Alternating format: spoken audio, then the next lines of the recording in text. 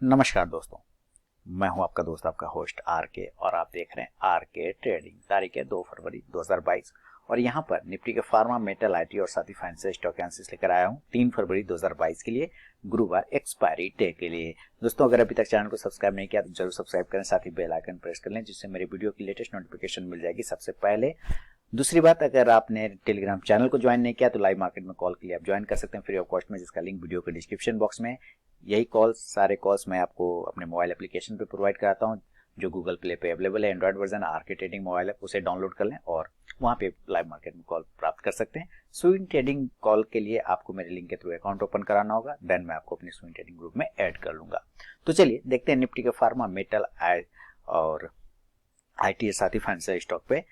सबसे पहले हम लोग फार्मा के इंडेक्स को देखेंगे। देखिए, कल भी मैंने आपको फार्मा के बारे में बताया था कि फार्मा में भी आपको और तेजी बन सकती है और ये ऊपर के जर्नी 13,700 तक जा सकता है। अगर ये ऊपर 13,500 को ब्रेक करता है तो ये बात मैंने आपको साफ सुथरा कल बताया था। और बिल्कुल अब ये अपने रेजिस्टेंस एरिया के पास में आ चुका है। देखिए, ये बहुत बड़ा हर्डल है, 13,700 जो है इसके बहुत बड़ा हर्डल है। यहाँ पर से आप देखेंगे तो राउंडिंग बॉटम जैसा पैटर्न बनता हुआ आपको दिखेगा, या आप इसको डबल टॉप पैटर्न भी बोल के चल सकते हैं कि यहाँ पे एक टॉप बना है, दूसरा टॉप यहाँ पे, तो थोड़ा रिजेक्शन आपको मिल सकता है देखने को। तो नजर रखें फार्मा पे। एस्ट्राजेनिका पे देखिए एक अच्छा मूवमेंट बना और 2830 के आसपास की क्लोजिंग कर रहा है एस्ट्राजेनिका। कल अगर ये अपने 2850 के लेवल को ब्रेक करता है एस्ट्राजेनिका तो आपको एक अच्छा मूवमेंट बन सकता है। 2875 से 2900 तक के लेवल आपको दिखा सकता है। सॉरी दोस्तों। औरबिंदो फार्मा अच्छा ब्रेकआउट है औरबिंदो फार्मा, और मैंने कॉल भी दिया हुआ था 3 स्टार में। औरबिंदो फार्मा 660 के ऊपर बाइंग था मेरा लेवल। इसने आज का हाई देखिए 675 रुपए के आसपास का लगाया है। ऑल टारगेट मेरा 672 तक का फाइनल टारगेट था, सारे टारगेट इसने डन कर दिया।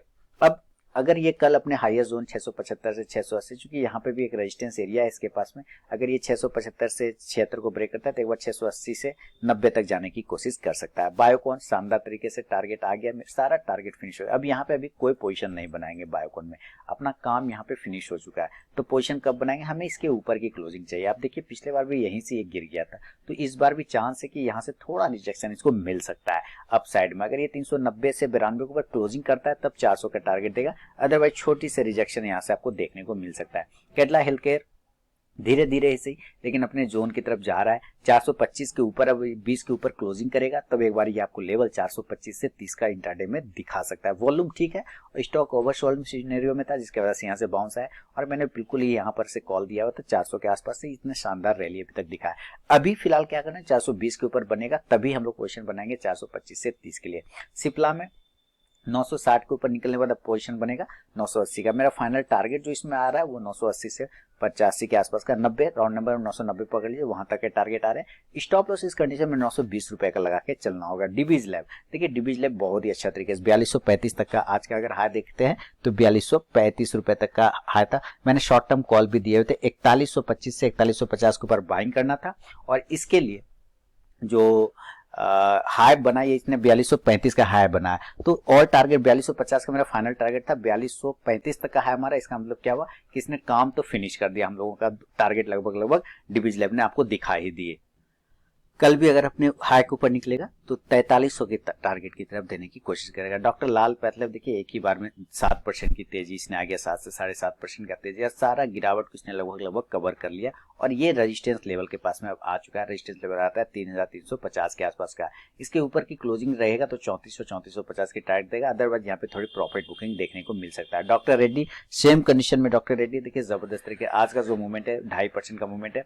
डॉक्टर रेड्डी अगर 4430 से 35 के ऊपर या 44 राउंड नंबर पकड़ के चलेंगे तो 4450 के ऊपर निकलने के बाद 4550 के टारगेट भी दिखा सकता है। अच्छा ब्रेकआउट आया है डॉक्टर रेड्डी में, और बिल्कुल अपने ट्रेंड लाइन से सपोर्ट लेके घुमा। देखिए यहाँ पे मैंने एरो लगा रखे थे कि यहीं से इसको जाना चाहिए अपर जोन में, अब बिल्कुल बात मानते हुए ऊपर की साइड में जा भी रहा है। ग्लेनमार्क फार्मा ये भी शानदार तरीके से गया, लेकिन अब ये आ गया रेजिस्टेंस एरिया पे, तो अभी यहाँ पे कोई भी पोजीशन बनाने का बिल्कुल भी व्यू नहीं है। जब ये 510 के ऊपर क्लोज करेगा देन पोजीशन बनाएंगे 520 के लिए। ग्रेन्यूल्स इंडिया में ये थोड़ा मजबूत लग रहा है ग्रेन्यूल्स इंडिया। अगर ये 325 के ऊपर निकलता है तो 30 से 35 के टारगेट आपको ग्रेन्यूल्स इंडिया में भी देखने को बनेगा। लुपिन अप साइड में जाने के लिए 920 से 25 के एरिया को आ रहा है। अगर उसके एरिया को ब्रेक करता है तो आपको 940 से 45 का टारगेट बन जाएगा। नोवार्टिस अप साइड में जाने के लिए 760 से 65 के लेवल को ब्रेक करना होगा नोवार्टिस में, देन आपको ये 800 की तरफ भागने की कोशिश करेगा। पिरामल ऊपर के लेवल अगर 2550 के ऊपर के क्लोजिंग अगर करता है देन आपको 2600 के टारगेट बनाएगा। नीचे अगर 2500 को ब्रेक करता है तो 2450 का। स्ट्राइड्स फार्मा होल्ड कर रहा है, धीरे धीरे देखिए ठीक ठाक चल रहा है। 412, 13, 15 ये सारे रेजिस्टेंस एरिया है। उसके बाद ये 420 का टारगेट, 420 के ऊपर अगर क्लोज करता है तब फिर आपको ये मान के चलना होगा कि ये 30 से 35 तक का टारगेट दिखा सकता है। यहाँ पे एक रेजिस्टेंस एरिया है 420 का, मुझे इसके ऊपर की क्लोजिंग चाहिए। सन फार्मा थोड़ी प्रॉफिट बुकिंग एरिया, लेकिन कहीं कोई दिक्कत वाली बात नहीं, अच्छा रिजल्ट, सब कुछ बढ़िया। अप साइड में जाने के लिए 900 का लेवल है, 900 के ऊपर जाने के बाद 920 तक के टारगेट बनेंगे। टोरेंट फार्मा की बात करें तो डिविडेंड दिया कितना रुपए का, 25 रुपए का डिविडेंड दिया। ओ माय गॉड, बहुत बढ़िया, 25 रुपए का डिविडेंड दिया है इसने। तो अब अप साइड में जाने के लिए इसको 2750 का रेशियो है। अगर वो 2750 को ब्रेक करता है टोरेंट फार्मा तो आपको 2850 के टारगेट बनेंगे। बोकट फार्मा की बात करें अप साइड में 405 के ऊपर या 410 के ऊपर की क्लोजिंग चाहिए, देन 420 से 25 के टारगेट बोकट फार्मा में भी देखने को बनेगा। तो ये था दोस्तों निफ्टी के फार्मा पे व्यू। चलेंगे जरा मेटल की तरफ। अब मेटल में सबसे पहले हम लोग मेटल इंडाइसेस की बात करेंगे। देखिए अच्छी तेजी रही, 1% का लगभग मेटल में तेजी रहा। 5700 अब इसका इंपॉर्टेंट सपोर्ट बन गया है, तो 5700 के नीचे आने पे प्रॉफिट बुकिंग आएगा या थोड़ी कमजोरी बनेगी। अप साइड में अगर यहाँ से देखते हैं तो थोड़ा सा रेजिस्टेंस एरिया है 5800 का, एक बार उसको ब्रेक करता है तो 6000 की तरफ भागेगा। आपको नजर रखना है अडानी इंटरप्राइजेस, अगर ऊपर के लेवल को ब्रेक करता है 1796 से लेकर 1800 को, देन 1850 का टारगेट। एपीएल अपोलो 5.5-6% की तेजी, 6% की तेजी, और एपीएल अपोलो बल बिल्कुल सही तरीके से चलता हुआ, कहीं कोई दिक्कत वाली बात नहीं। 930 हो गया देखते देखते। नेक्स्ट टारगेट 950 से 980 के तरफ ये बढ़ता हुआ दिखाई दे रहा है। कोल इंडिया होल्ड करेंगे, 165 के ऊपर निकलेगा तो 168 से 70 का टारगेट। हिंडाल्को अप साइड में अगर निकलता है 520 के ऊपर सस्टेन करता है तो 40 का टारगेट देगा। हिंदुस्तान को ऊपर 125 के ऊपर ऑलवेज पॉजिटिव, आज का हाई 130, तो टारगेट तो डन कर दिया। अब 130 के ऊपर अगर क्लोज करेगा तो 132 से 34 के टारगेट आपको हिंदुस्तान कॉपर में भी मिलेंगे। हिंदुस्तान जिंक 325 के ऊपर निकलेगा तो बाय का पोजीशन 330 से 35 के लिए बनाएंगे।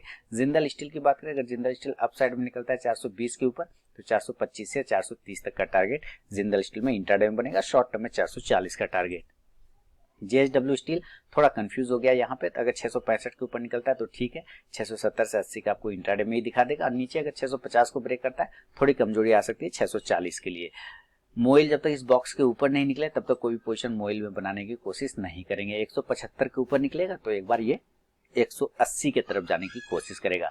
नेशनल एल्युमिनियम बिल्कुल सही है, और मैंने शॉर्ट टर्म कॉल 115 के ऊपर बाय दिया, 118, 121 और 124 के लिए। तो फिलहाल ये 116 के ऊपर सस्टेन भी कर रहा है, हम लोग टारगेट का वेट करके चल सकते हैं स्टॉप लॉस प्रॉपर मेंटेन करते हुए। एनएमडीसी की बात करें, देखिए एनएमडीसी ने अपना काम फिनिश कर दिया, ये कंप्लीट कर चुका है। इस लेवल से ये बार बार गिर जाता है, आप यहाँ पे देख रहे हैं बार बार इसी जगह पे आ जाता है। अब इसके ऊपर चूंकि यहाँ पे आ गया और वॉल्यूम भी अच्छा खासा बढ़त आता हुआ दिख रहा है, तो मुझे लगता है कल अगर 151.50 को ब्रेक करता है 151 पे 50 पैसे को, देन अपर जोन में 153 रुपए से लेकर 154 तक का टारगेट देगा। रत्ना मनी मेटल्स, इसने भी 2000 के टारगेट आज डन कर दिया, 1994 का हाई मारा है।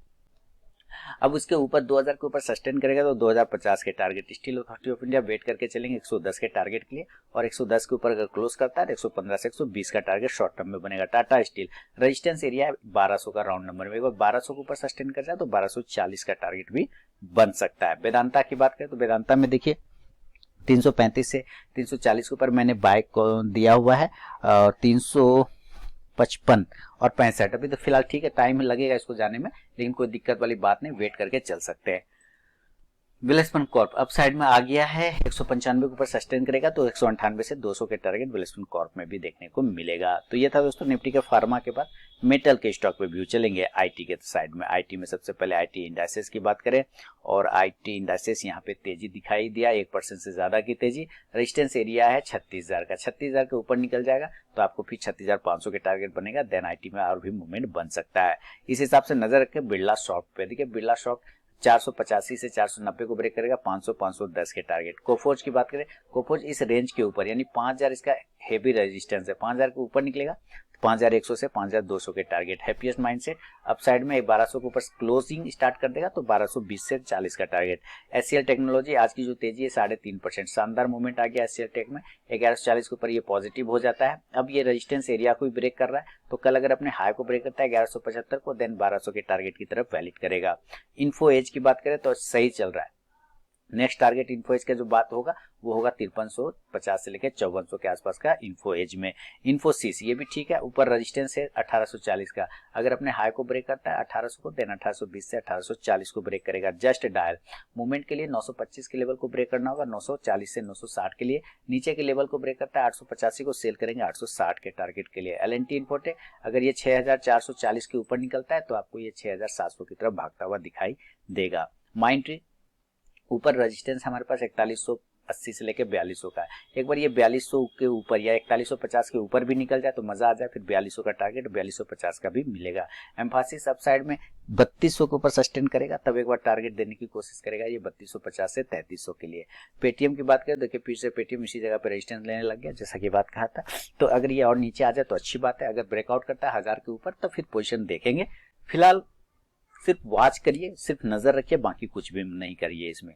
टाटा टीसीएस की बात करें तो देखिए टीसीएस आज भी 1.5% का मूवमेंट दिखा दिया है। अब 3900 का नेक्स्ट टारगेट बनेगा टीसीएस में। टाटा इलेक्सी और टाटा इलेक्सी 7700 के ऊपर निकलेगा तो 7800 से 8000 के टारगेट। सेल साइड के लिए 7400 को ब्रेक करेगा तो 7000 का टारगेट मिलेगा। टेक महिंद्रा ऊपर के लिए 1500 का लेवल है, 1500 को ब्रेक करेगा, 1550 के टारगेट। विप्रो 2% की आज तेजी मिली है विप्रो में, तो कोई दिक्कत नहीं। अगर 590 से 600 के ऊपर निकलता है तो एक बार ये 620 तक के टारगेट विप्रो भी दिखा सकता है। तो ये था दोस्तों निफ्टी के फार्मा, मेटल और आईटी पे व्यू। चलेंगे फाइनेंशियल स्टॉक की तरफ, और उसमें बजाज फाइनेंस। देखिए शानदार तेजी मिली बजाज फाइनेंस पे 3%, और इसने सीधा 7100 से 7300 तक का रैली दिखाया ऊपर। अपसाइड में 7300 के ऊपर अगर क्लोज करता है, 7300 के ऊपर क्लोज करता है तो 7500 के टारगेट बनेंगे। बजाज फिनसर्व इसने बहुत अच्छा मूवमेंट दिया है, 5% की तेजी। अब नेक्स्ट टारगेट 17000 के आसपास का बजाज फाइनेंस में आता हुआ दिख सकता है। चोला फाइनेंस अपसाइड में जब तक ये 665 के ऊपर क्लोजिंग ना करे कोई भी पोजीशन नहीं बनाएंगे। इंडिया बुल हाउसिंग फाइनेंस 230 के ऊपर खुलेगा निकलेगा तभी पोजीशन बनेगा।